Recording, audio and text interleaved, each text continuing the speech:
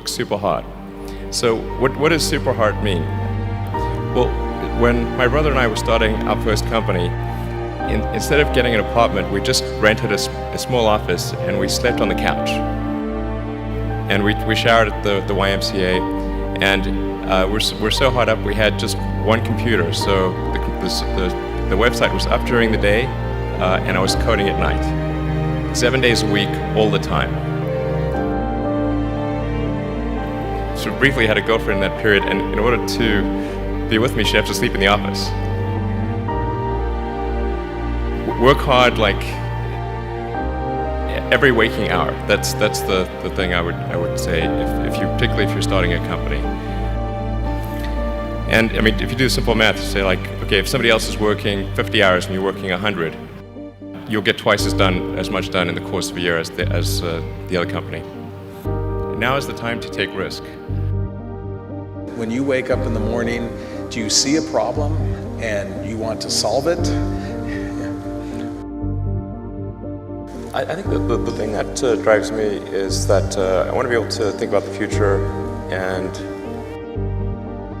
feel good about that. We're doing what we can to have the future be as good as possible. To be inspired by what is likely to happen.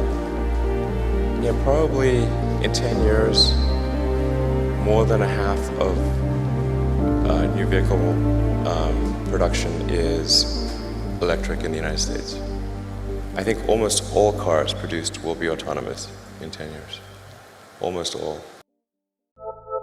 There will not be a steering wheel. In 20 years, it will be like having a horse. People have horses, which is cool. So having a regular car will be like having a horse. Is that what you're saying? Yeah. Yeah. Your neighbors are not going to be happy if you land a flying car in your backyard. Everyone in this room is inspired by you. Who are you inspired by? Well, Kanye West, obviously. How do you plan a business where you know the rocket business? You know some of these things are going to blow up on the launch pad. How does the business plan work? I don't really have a business plan. Going back to Mars, what kind of government do you envision for the first production?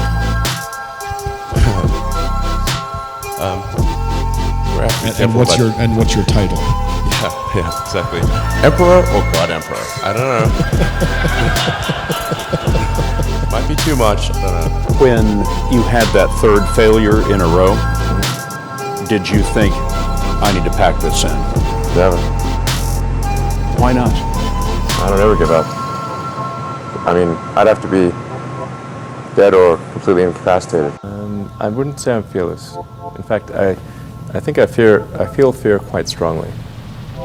But if what we're doing is, what I'm doing is, I think is important enough, then I just override the fear.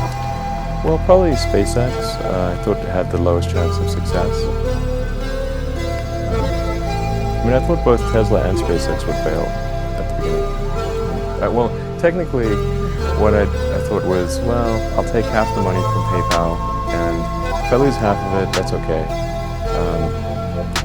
But then, of course, the companies encounter difficulties, and then have a choice of either let the company die, or put all the money into the companies. And so I really didn't want the companies to die, so I put all the money in the companies. Yeah, and they were really focused on trying to make the cars more affordable, which is really tough. Like, in order to make the cars affordable, you really you need high volume. So you need economies of scale, and because the other car companies make a lot more cars than we do, they got way better economies of scale. So as we're gradually able to build up and do more cars, higher volume, then we can build them for progressively like less money, and then make the cars available to a wide range of people. But it's super, honestly, like the car industry is like super competitive. It's like it's like insanely competitive. Before we were able to get the Roadster out, then they'd say, well, you couldn't possibly make that car work. And then when we made the car work, they'd say, well, nobody's going to buy it. And then people bought it. And then we announced the Model S, and so many people called bullshit on that, it was ridiculous. And yet actually we were able to bring it to market. And then when we brought it to market, they said, well, you're never going to be able to produce it at volume, and we did that. And then they said, you will never be able to make a profit, and then we did that in Q1. So I'm hopeful that there's people will observe that there's a trend here. And I think certainly being focused on something that you're confident will have high value to someone else, and just being really rigorous in making that assessment. So a challenge for entrepreneurs is to say, well, what's the difference between really believing in your ideals and sticking to them versus pursuing some unrealistic dream that doesn't actually have merit? So now is the time to do that. So I would encourage you to take risks now. Do something bold. You won't regret it. Thank you.